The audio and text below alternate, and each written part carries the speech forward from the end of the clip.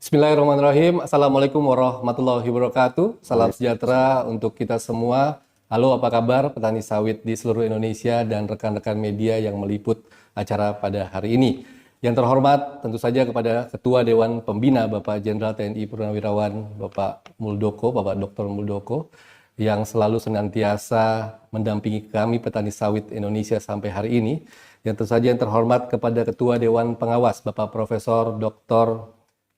Insinyur Agus Pakpahan, yang juga merupakan pendiri Apkasindo yang 23 tahun lalu yang terus memberikan masukan dan wejangan kepada kita semua, dan juga terkhusus kepada jajaran Dewan Pakar yang selalu senantiasa memberikan masukan, meluangkan waktu dan tenaga sehingga kita semua bisa berkumpul pada kegiatan refleksi sawit rakyat tahun 2023 ini.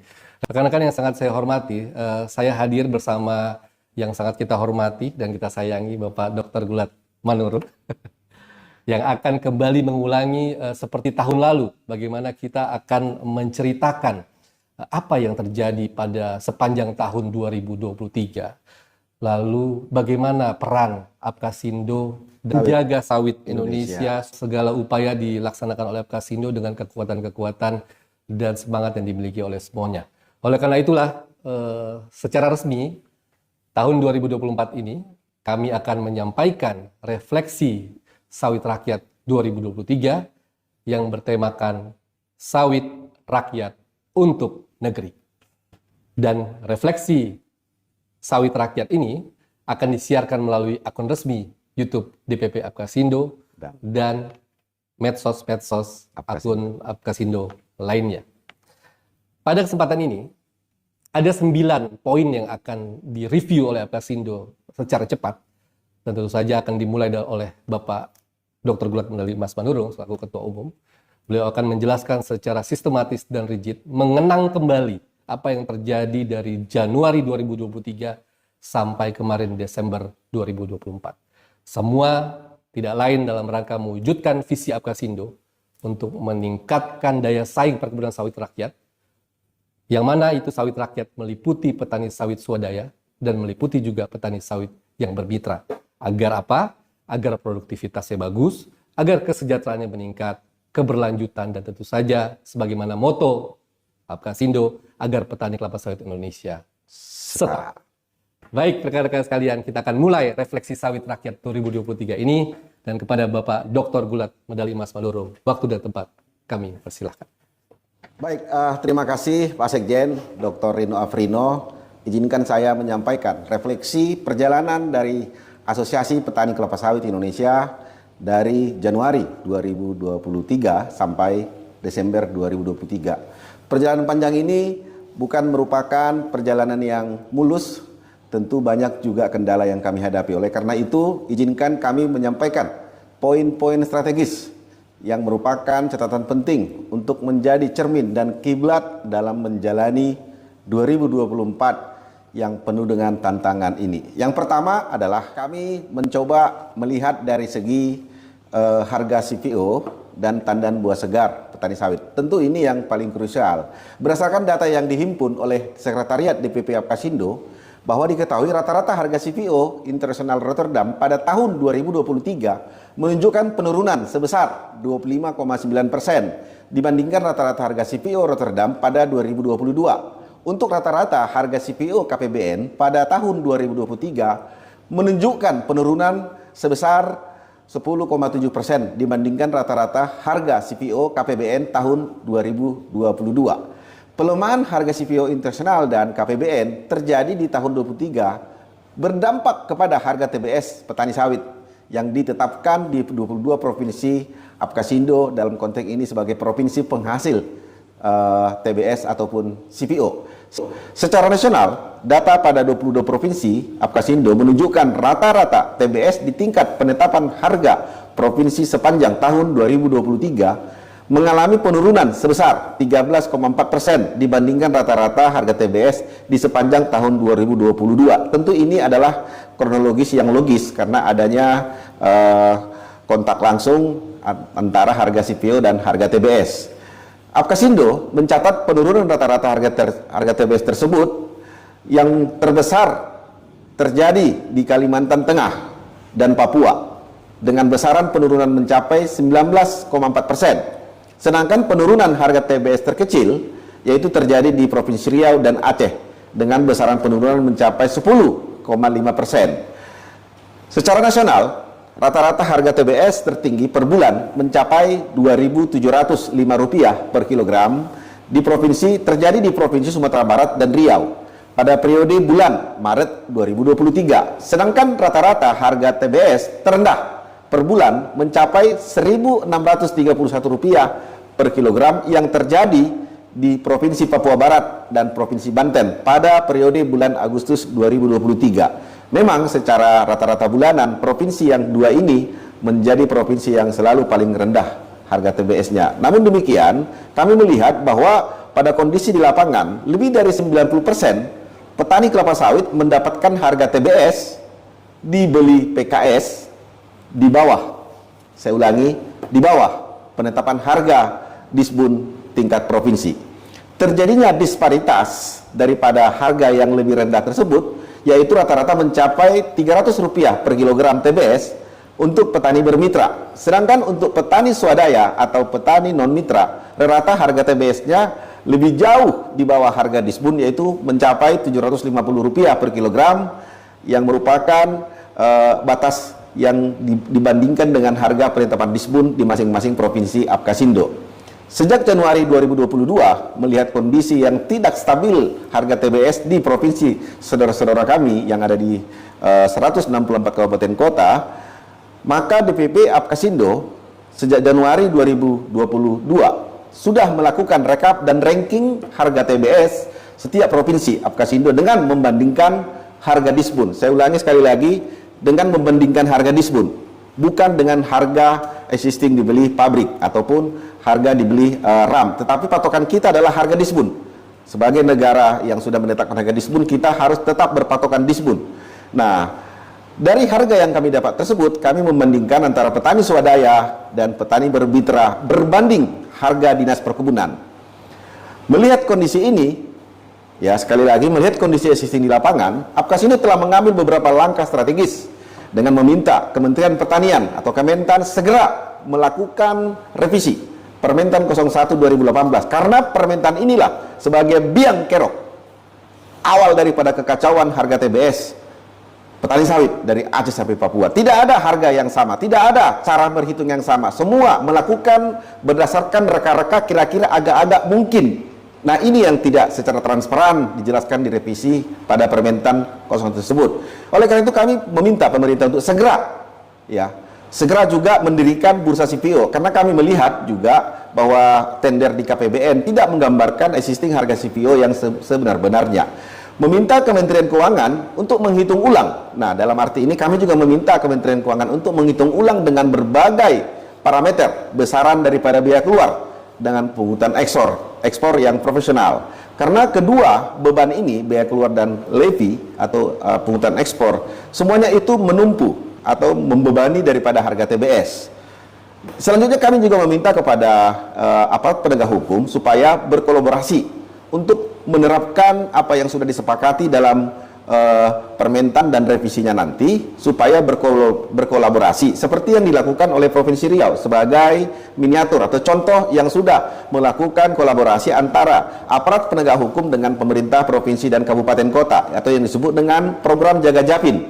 Program ini sangat berhasil, ya, meskipun baru dimulai dari satu provinsi, tapi ini sudah menggambarkan ternyata bisa dilakukan pengawalan harga TBS supaya petani sawit mendapatkan harga yang sebenar-benarnya. Dan dalam konteks program Jaga Japin ini dengan contoh percontohannya di Provinsi Riau, Apkasindo telah menjadi mitra strategis untuk penerapan daripada program Jaga Japin tersebut, didukung oleh rekan-rekan dari asosiasi petani lainnya. Nah, dengan kondisi yang seperti ini, kami juga melihat bahwa perlu Apkasindo melakukan kemitraan ataupun koordinasi dengan Satgas Pangan Nasional, yaitu dengan pertukaran data yang dimiliki oleh DPP Apkasindo, terkhusus terkait kepada harga TBS di 22 provinsi Apkasindo yang rutin dilaporkan oleh DPP Apkasindo ke Satgas Pangan setiap hari Senin pagi untuk menjadi bahan rapat dalam pembahasan Satgas Pangan melalui Mabes Polri. Data ini menjadi data acuan yang cukup penting daripada Satgas Pangan untuk mengukur kondisi daripada ekonomi, sosial, Kamtibmas dari petani sawit dari Aceh sampai Papua yang melibatkan 17 juta petani sawit. Ini belum termasuk juga keluarga petani sawit. Tentu ini akan menjadi indikator penting dalam menilai kondisi daripada petani sawit yang berjalan selama 1 hari sebelumnya. Artinya ini akan menjadi pusat kebijakan pemerintah. Yang kedua, kami juga mengevaluasi sebagai refleksi tentang harga pupuk dan harga pokok produksi atau HPP. Kami melihat rata-rata harga pupuk loko Pelabuhan Dumai di sepanjang tahun 2023 menunjukkan penurunan dibandingkan tahun 2022. Alhamdulillah, setelah selesainya masa-masa susah, sulit COVID yang lalu, harga CPO juga naik diiringi dengan menurunnya harga pupuk. Untuk harga pupuk NPK mengalami penurunan sebesar 32% dari kondisi yang sebelumnya pernah mencapai kenaikan sampai 300%. Dan untuk pupuk MOP penurunan mencapai 49,2%. Penurunan harga pupuk tentu sangat mempengaruhi HPP petani sawit pada tahun 2023 yang lalu. Berdasarkan data dari salah satu provinsi penghasil sawit terbesar dengan sampel petani sawit di 11 kabupaten kota, terjadi penurunan HPP sebesar 21,7% dibandingkan tahun 2022 ketika itu harga pupuk naik sampai 300%. Apkasindo melakukan langkah strategis dalam menghadapi masa-masa sulit. Pupuk susah dicari dan pupuk juga harganya mahal, maka kami menghimbau para petani untuk sigap dengan menerapkan konsep 5T, yaitu tepat dosis, tepat waktu pemupukan, tepat cara, dan tepat kualitas serta tepat harga yang terjangkau. Melakukan koordinasi intensif ini sangat penting karena kebanyakan petani-petani sawit lebih memilih memberi pupuk yang murah daripada melihat harga yang saat itu. Produsen pupuk kimia non subsidi baik BUMN maupun swasta besar juga kami minta untuk menjaga ketersediaan pupuk bagi petani sawit serta melakukan pengawasan pupuk palsu secara bersamaan. Selanjutnya kami juga melakukan strategi pengembangan pupuk organik berbasis kelapa sawit. Kami juga melakukan kerjasama dengan produsen pupuk dengan inovasi-inovasi baru seperti dengan IPB dan pupuk Kaltim, melakukan pemupukan dengan menggunakan citra satelit, dan selanjutnya mendorong merealisasikan pupuk melalui dana yang berasal dari BPDPKS.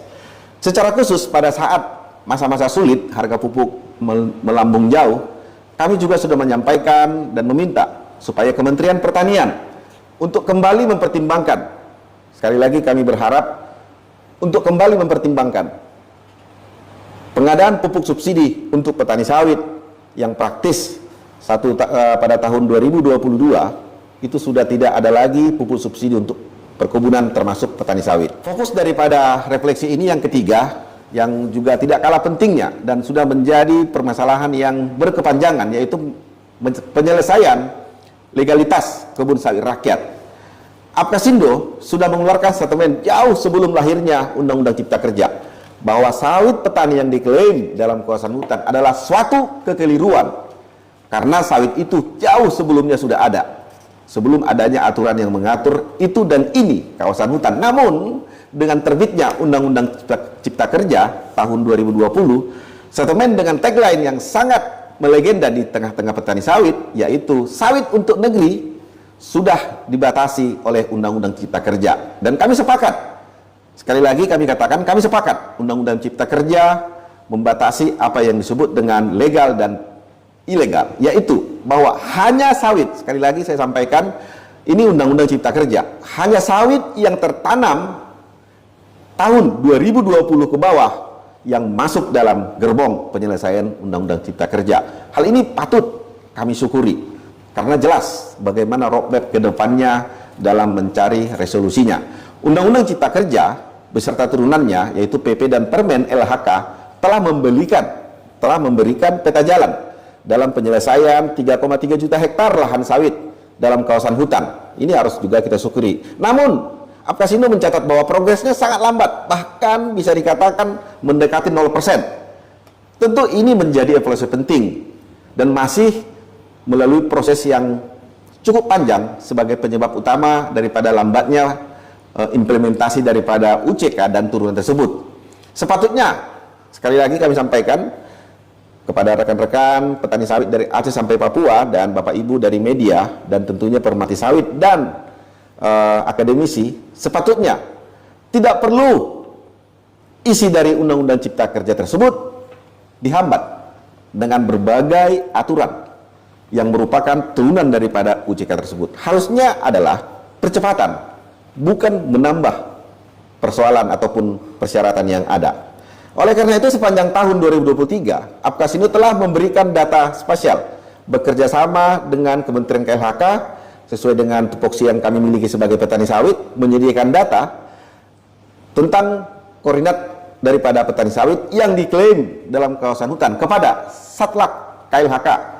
Sepanjang tahun 2023, Apkasindo telah memberikan data spesial koordinat beserta data petani dalam kawasan hutan kepada Satlak KLHK yang menurut catatan kami telah mencapai 60.000 hektar dan sebagian besar sudah masuk ke dalam SK Datin 1-19 dan SK Peta Indikatif Revisi 1 dan Revisi 2. Namun faktanya ya Pak Sekjen ya, dari SK Datin tersebut petani sawit baru mengusulkan atau baru lolos sebesar 483.000 hektar seperti pada tabel yang saya sampaikan berikut ini.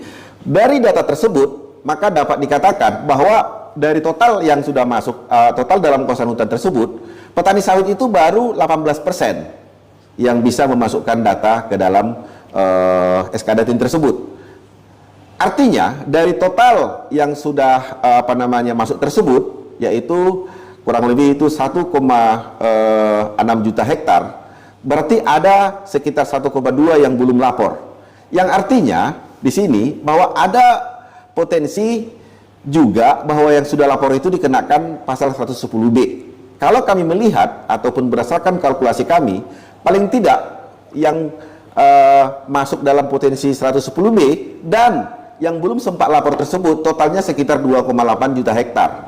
Kalau kami hitung, berarti 2,8 juta hektar ini 5-10 tahun ke depan, kalau memang benar-benar diterapkan satu daur, kita akan kehilangan 2,8 juta hektar perkebunan kelapa sawit di Indonesia. Tentu ini akan menjadi suatu kekeliruan besar, di mana di saat dunia membutuhkan minyak sawit, kenapa di saat itu juga kita malah melakukan satu daur untuk petani sawit ataupun korporasi yang dalam kawasan hutan. Dengan catatan kami, menurut hitungan-hitungan kami, potensi kehilangan rupiah dari sektor hulu jika yang 2,8 juta hektar ini benar-benar diberikan 110B dan hanya satu daur tentunya, maka kita akan kehilangan duit rupiah per tahunnya itu 131 triliun. Ini bukan jumlah yang sedikit. Potensi kehilangan CPO per tahun jika kita memang tetap memaksakan satu daur yang 2,85 juta hektar tadi, yaitu potensi kehilangan CPO per tahunnya adalah sebesar 12 juta ton. Apkasindo pada prinsipnya mendukung berdirinya Satgas Sawit karena kami melihat Bapak Menteri Menko Maritim, Bapak Luhut Binsar Panjaitan dengan sungguh-sungguh melihat betapa pentingnya sawit ini untuk ekonomi Indonesia, terkhusus kepada kami petani sawit. Dengan agenda utama, sebagaimana yang kita sudah dengar, memperbaiki, perlu saya sampaikan sekali lagi, memperbaiki, bukan menghilangkan, mem-phase out, memperbaiki tata kelola sawit untuk optimalisasi penerimaan negara dan kesejahteraan petani sawit. Saya ulangi, memperbaiki dan optimalisasi penerimaan negara yang berujung kepada kesejahteraan petani sawit dan pemasukan negara tentunya. Apkasindo bersama Dewan Pakar DPP Apkasindo untuk memberikan sumbangsi kepada Satgas Sawit telah memberi masukan kajian-kajian tuntas terkait klaim kawasan hutan kepada Satgas Sawit yang diketuai oleh Bapak Luhut Binsar Panjaitan. Masukan ini tentunya tidak hanya kami selesaikan, tetapi kami merangkul Institut Pertanian Bogor melalui Pusat Kajian IPB untuk menerima poin-poin penting apa yang akan kami usulkan kepada Satgas Sawit. Masukan konkret kepada Satgas Sawit untuk melakukan akselerasi penyelesaian lahan petani yang terindikasi dalam kawasan hutan dengan berbagai pendekatan terkhusus, pemangkasan birokrasi, dan pendekatan sejarah. Sekali lagi saya sebut, yang selama ini banyak terlupakan oleh pihak-pihak yang mengklaim bahwa itu hutan, bahwa kita melupakan sejarah kebun yang sudah dikuasai oleh petani sawit tersebut. Oleh karena itu, kami mendukung Satgas Sawit dan KLHK tentunya untuk melihat permasalahan ini bukan hanya permasalahan petani sawit, tetapi permasalahan secara keseluruhan Indonesia dan dunia juga menantikan resolusinya melalui Satgas tersebut. Perjalanan panjang gaduh klaim kawasan hutan ini sudah sangat menghambat beberapa dimensi ekonomi petani sawit, terkhusus pada kendala petani sawit untuk mengakses program-program strategis nasional atau PSN seperti PSR, Permajaan Sawit Rakyat, dan tentunya ISPO yang sudah disepakati melalui RAN ISPO, Rencana Aksi Nasional Kelapa Sawit Berkelanjutan. Nah, kami sangat meyakini bahwa hanya dengan, sekali lagi, kami sangat meyakini bahwa hanya dengan PSR lah produktivitas petani sawit dapat ditingkatkan 2 kali lipat, dan tentu ini berhubungan erat dengan cita-cita pemerintah bahwa tahun 2045 atau Indonesia Emas, bahwa Indonesia akan memproduksi CPO sebesar 100 juta ton per tahun. Pada perjalanan panjang terkait legalitas ini mulai menunjukkan hasil. Ini harus kita syukurin bahwa pada akhir tahun 2023 tahun lalu telah menunjukkan ada harapan resolusinya, yaitu dengan turunnya tim daripada Kementerian KLHK dan Dirjen BUN bersama Apkasindo untuk menginventarisasi lahan petani sawit yang terindikasi dalam kawasan hutan sebagai langkah untuk mempercepat akselerasi program PSR, karena memang kendala utamanya di PSR dan ISPO tadi, terkhusus di tahun 2024 sebagaimana diarahkan oleh Presiden Joko Widodo atau Pak Jokowi melalui Menko Perekonomian Erlangga kepada Apkasindo yang disampaikan ketika diadakannya PENAS atau Pertemuan Petani Sawit Nasional yang diadakan pada akhir bulan Desember yang lalu, di mana Pak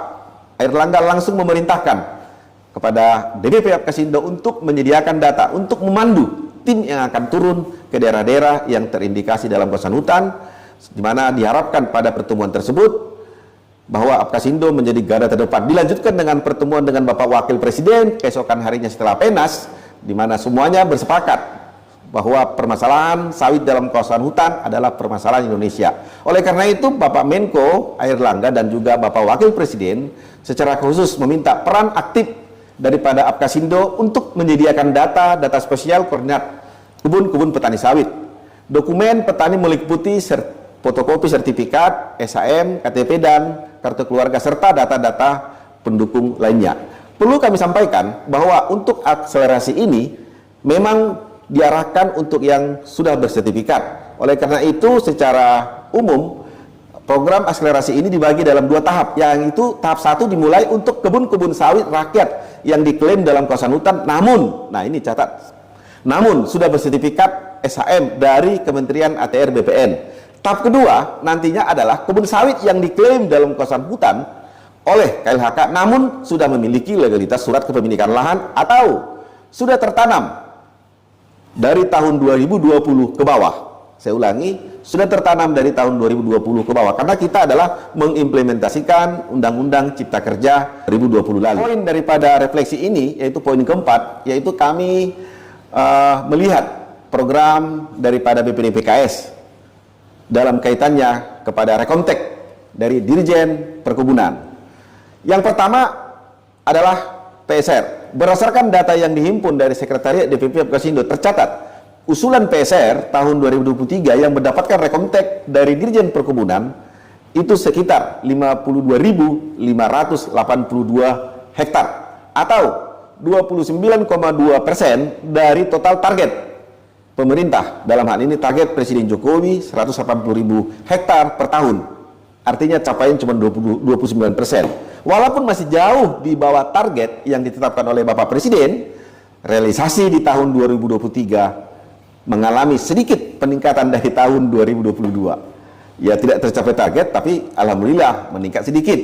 Di mana pada tahun 2022 lalu capaiannya hanya 17.908 hektar atau hanya 9,8% dari total target tahunan, yaitu 180.000 hektar per tahun. Lagi-lagi penyebab utamanya lambat tersebut tidak berbeda jauh dari refleksi kami 2022 yang lalu. Yang pertama yaitu lambatnya birokrasi. Yang kedua, regulasi yang berubah-ubah. Nah, ini yang perlu selalu kita harus tekankan.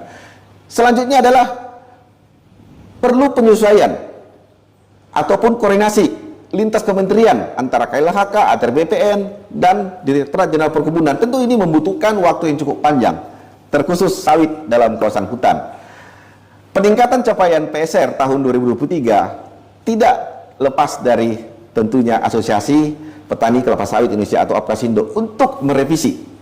Nah, kegagalan tahun 2020 lalu, 2022 yang penuh dengan dilema dan pencapaian PSR yang lebih tinggi dari tahun 2022 lalu, yaitu capaian 2023, itu tidak terlepas dari peran APKASindo, di mana di dalam Permentan ya, Pak Sekjen ya, Permentan tahun 2023, Permentan 03 tahun 2023, entah siapa yang punya ulah memasukkan pasal bahwa yang bisa PSR itu hanya yang tidak ada hubungannya dengan gambut atau bebas gambut.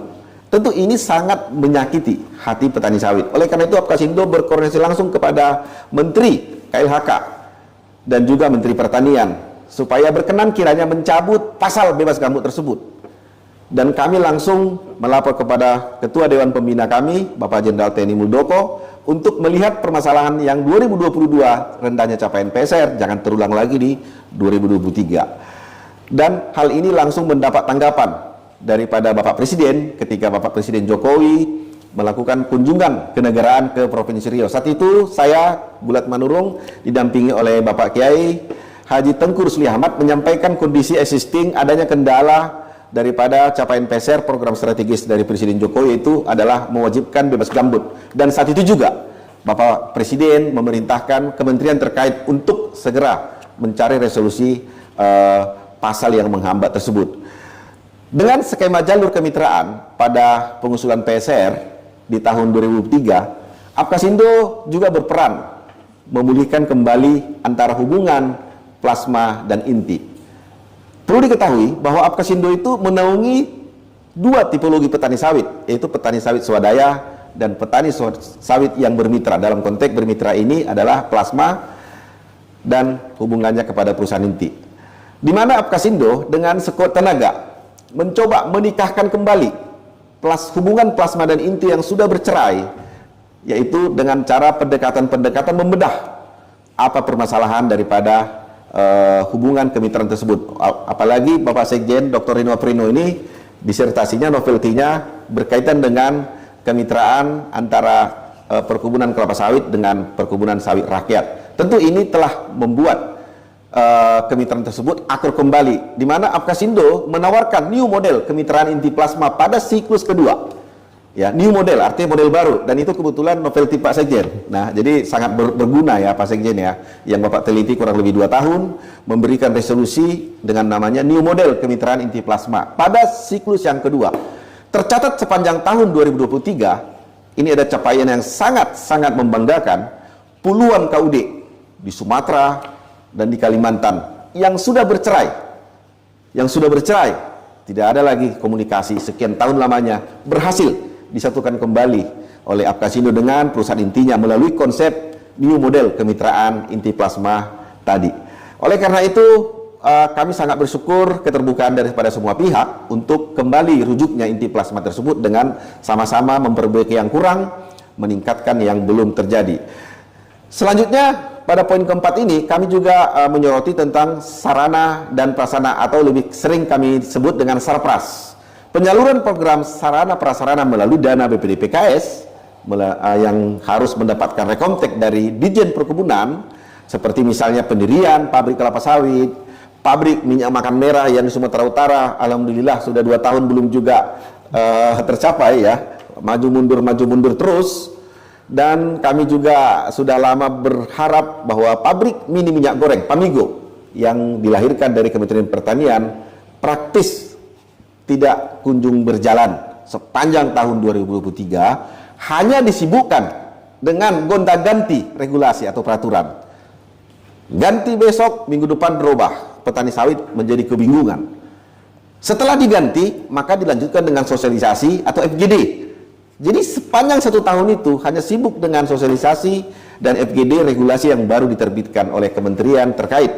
perubahan regulasi ini tentu sangat fatal kepada permohonan petani sawit yang sudah jauh sebelumnya perjalanan cukup panjang, tetapi kembali mentah atau kembali nol seiring berganti gontanya aturan yang diterbitkan terkait kepada sarapras tersebut.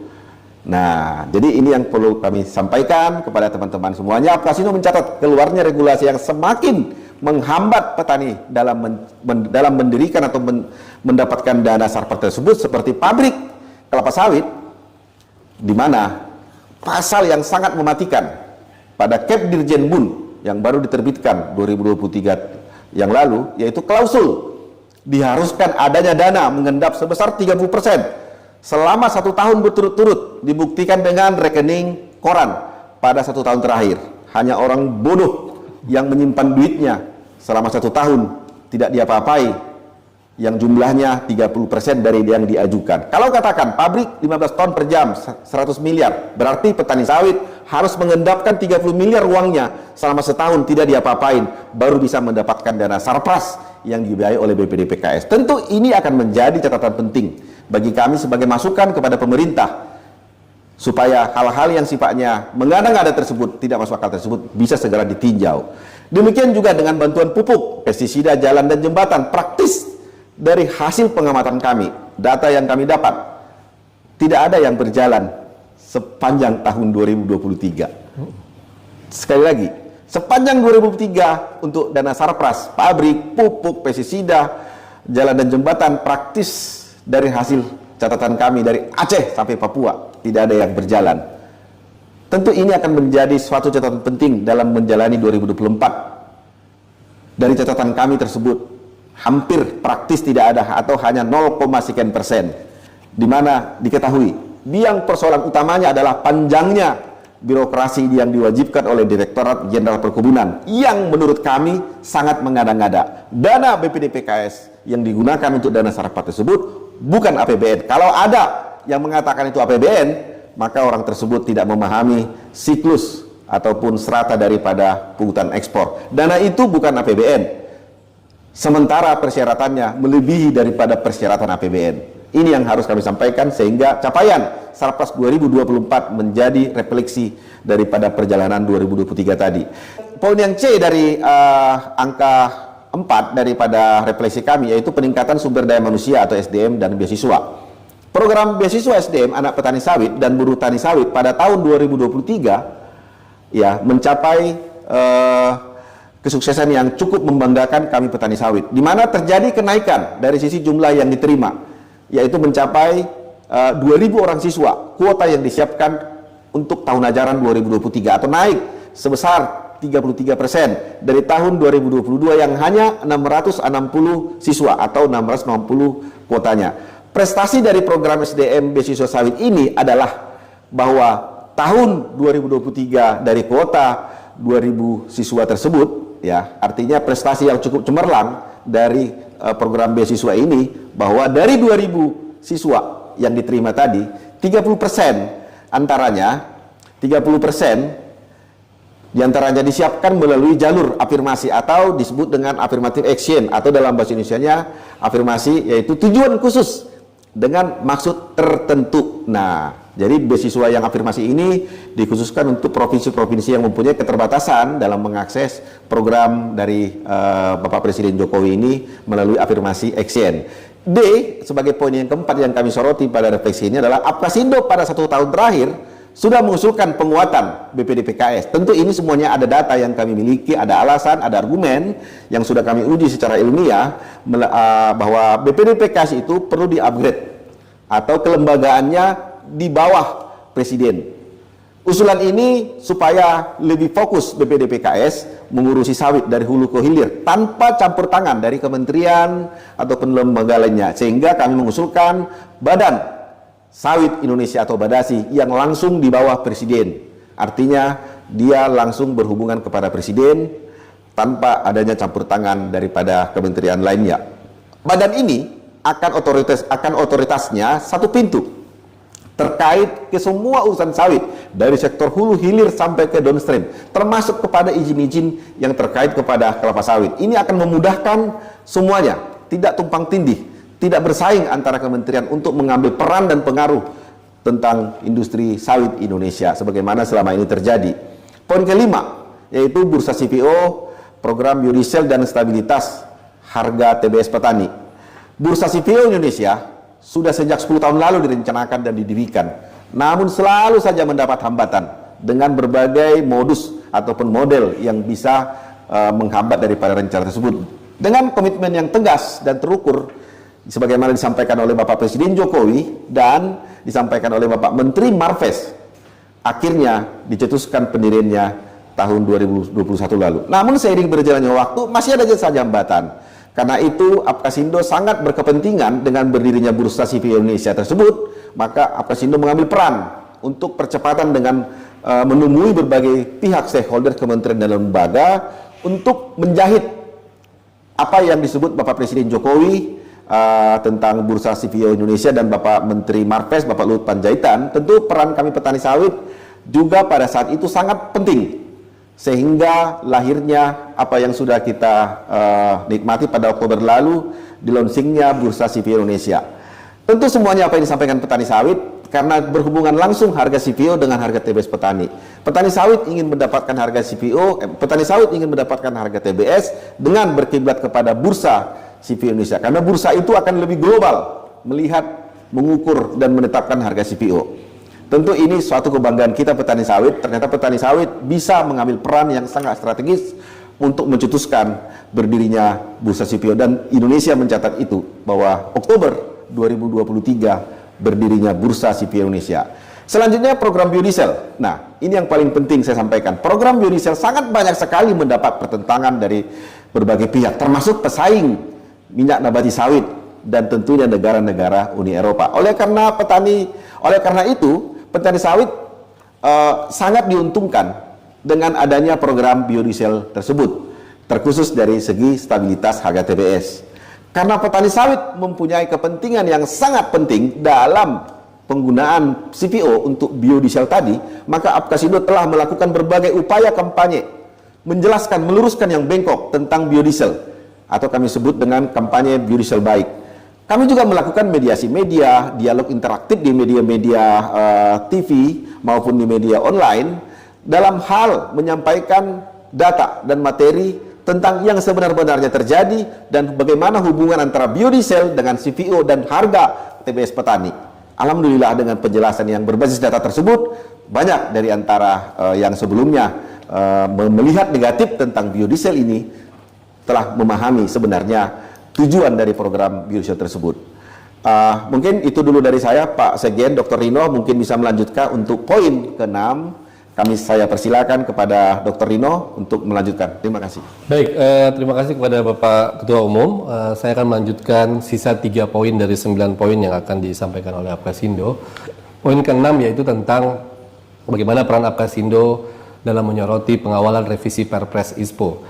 Bukan rahasia lagi bahwa implementasi ISPO untuk petani sawit sangat rendah sekali. Jadi tercatat Apkasindo sampai dengan Desember 2023 baru 0,42% atau sekitar 28.000 hektar dari total 6,8 juta hektar perkebunan sawit rakyat yang dikelola oleh petani sawit sejak 2011. Itu merupakan capaian yang sangat minim sekali, di bawah 1% petani sawit mempunyai sertifikat ISPO. Oleh karena itu, Apkasindo memandang seharusnya ini menjadi pusat perhatian dari tim revisi ISPO, bukan malah melompat ke hilir. Urusan hulu saja masih cukup rendah dan kita punya PR yang besar bagaimana menaikkan 0,% tersebut sampai setidaknya 50%. Oleh karena itu, DPP Apkasindo sudah melayangkan surat resmi kepada Menko Perekonomian yang ditembuskan juga kepada Bapak Presiden, kepada Bapak Dewan Pembina, Kepala Staf Kepresidenan dan beberapa kementerian terkait supaya revisi Perpres ISPO fokus menyelesaikan permasalahan dan sangat fokus agar realisasi 0,4% tersebut akan tumbuh menjadi 50% dengan melihat bagaimana keterbatasan petani sawit menuju ISPO. Dalam surat tersebut, petani sawit mengusulkan supaya ISPO itu bersifat relatif, bukan absolut, sebagaimana konsep yang dianut selama ini. Untuk itu, Apkasindo mengusulkan ISPO petani dibagi dalam 4 klaster, yaitu ISPO Diamond, Gold, Silver, dan Iron. Prinsipnya adalah kebun petani sawit dibagi dalam taraf kemampuannya dalam memenuhi persyaratan ISPO, dan pembiayaan ISPO tersebut diusulkan oleh Apkasindo diembankan kepada dana sawit BPDPKS. Dalam rangka mengejar ketertinggalan realisasi ISPO, Apkasindo secara konkret juga mengusulkan supaya ISPO menjadi satu paket dengan PSR. Sebagaimana yang kita ketahui bahwa realisasi peremajaan sawit rakyat hingga hari ini sudah mencapai 300.000 hektar. Oleh karena itu adalah salah satu potensi kebun rakyat yang dapat diispokan. Karena menurut kami, khusus yang sudah PSR tersebut bisa otomatis masuk dalam kriteria ISPO karena semua persyaratannya hampir sama. Poin yang ketujuh, yaitu terkait EUDR dan kampanye sawit dunia. Rekan-rekan sekalian media yang sangat kami hormati, 11 Februari 2023, Sekretariat Apkasindo di Jakarta kedatangan Duta Besar Uni Eropa beserta delegasi. Mereka berkunjung khusus ke kantor DPP Apkasindo dalam rangka menjelaskan tentang kebijakan EUDR yang tentu saja menggemparkan seluruh negara-negara yang mempunyai produksi yang di-ban atau di-blok oleh Uni Eropa. Setelah berkonsultasi dengan pengurus, dengan Dewan Pakar, dan pembina, Apkasindo melalui Bapak Ketua Umum menegaskan sikapnya dengan merealisasikan pada tanggal 29 Maret 2023 melakukan aksi turun ke jalan sangat prihatin terhadap kebijakan EUDR. Aksi turun ke jalan tersebut bersama perwakilan Apkasindo dan asosiasi-asosiasi petani lainnya dan juga beserta mahasiswa dan mahasiswi anak-anak petani sawit. Aksi tersebut di depan kantor Dubes Uni Eropa di Jalan Sudirman di Jakarta. Dan kami, Apkasindo, menyerahkan secara resmi petisi yang berisikan dengan tegas menolak kebijakan EUDR karena jelas itu mendiskriminasikan sawit Indonesia. Selain itu juga Apkasindo berperan dalam melakukan kampanye positif sawit ke negara-negara pembeli terbesar sawit dari Indonesia. Tidak lain hal ini adalah agar petani sawit mendapatkan kepastian atas pembelian atau harga TBS di masa yang akan datang. Alhamdulillah atas dukungan Kemenko Marves, CPOPC, dan BPDPKS, Apkasindo sudah menjadi bagian dari tim diplomasi sawit internasional dan hasilnya sangat membanggakan Indonesia di mata dunia. Poin yang ke-8, terkait koordinasi kepada aparat penegak hukum terkait sawit Indonesia. Apkasindo mencatat sepanjang 2023 begitu banyak kegiatan terkait sawit yang masuk ranah hukum, seperti terkait pelaksanaan peremajaan sawit rakyat dan biodiesel. Dan untuk itu Apkasindo sudah melakukan pendekatan-pendekatan yang afirmatif yang dimulai dari Provinsi Riau dan hasilnya cukup memuaskan. Terakhir, di tingkat nasional, DPP Apkasindo juga sudah diundang oleh Kejagung dan Mabes Polri bagaimana menjelaskan terkait peran biodiesel terhadap petani atau berdampak kesejahteraan pada petani, lalu peran peremajaan sawit rakyat, dan bagaimana kondisi sebenarnya stabilisasi harga TBS yang terjadi pada seluruh di Indonesia. Dalam hal ini Apkasindo secara tegas menjelaskan kepada APH bahwa yang namanya program biodiesel dan program peremajaan sawit rakyat adalah masa depan sawit Indonesia. Di tahun 2024 ini Apkasindo akan melakukan serangkaian kegiatan yang sangat persuasif, yaitu melakukan FGD dengan Kejagung dan Mabes Polri dengan tema mengenal lebih dekat sawit Indonesia. Poin yang terakhir terkait dengan Icopin University. Icopin yang merupakan satu-satunya universitas yang fokus menyelenggarakan pendidikan mengenai koperasi sangat berhubungan dengan kebutuhan petani sawit saat ini. Kita melihat bagaimana kelembagaan petani khususnya koperasi sudah berjatuhan atau sudah bubar, baik dengan berbagai macam penyebab. Ada penyebab mismanagement dan juga penyebab dari kompetensi para pengurus yang memang tidak bisa mengelola koperasi tersebut. Oleh karena itu Apkasindo memandang sangat perlu di tahun 2023 ini mewujudkan satu kerjasama intensif dalam rangka mewujudkan Apkasindo Dreams, yaitu sebuah holding koperasi sawit setara, sebuah kelembagaan koperasi yang memang sangat bermanfaat bagi seluruh sawit rakyat atau petani di seluruh Indonesia, dan melakukan kerjasama dalam rangka mendidik SDM putra-putri anak petani sawit yang didukung oleh BPDPKS dan Kementerian Pertanian melalui program SDM sawit. Rekan-rekan sekalian yang sangat kami hormati, demikianlah 9 poin, 6 poin yang sudah dijelaskan oleh Bapak Ketua Umum dan 3 poin yang saya lanjutkan tadi menjadi penutup di refleksi sawit 2023 ini. Sebagai kata penutup, di tahun politik 2024 ini. Tentu saja Apkasindo selaku Asosiasi Petani Kelapa Sawit yang terbesar di Indonesia berdoa dan bermohon kepada Tuhan Yang Maha Esa agar Presiden dan Wakil Presiden yang akan terpilih di bulan Februari nanti dapat menjaga eksistensi sawit rakyat untuk negeri dengan melanjutkan program-program dari Bapak Presiden Jokowi yang sudah berjalan sangat baik dan kami rasakan juga baik, dan tentu saja menuntaskan pekerjaan-pekerjaan rumah terkait sawit rakyat yang sebagaimana dijelaskan oleh Bapak Ketua Umum dalam 6 poin pertama yang memang perlu perhatian dan memang belum selesai. Hal ini tidak lain dan tidak bukan demi menjamin kesejahteraan 17 juta petani sawit dan keluarganya serta menumbuh kembangkan roda-roda ekonomi di desa-desa sentra sawit. Demikianlah yang dapat kami sampaikan pada refleksi sawit 2024 pada hari ini. Salam hormat kami, salam kemandirian pangan serta energi, dan salam Salam setara. setara.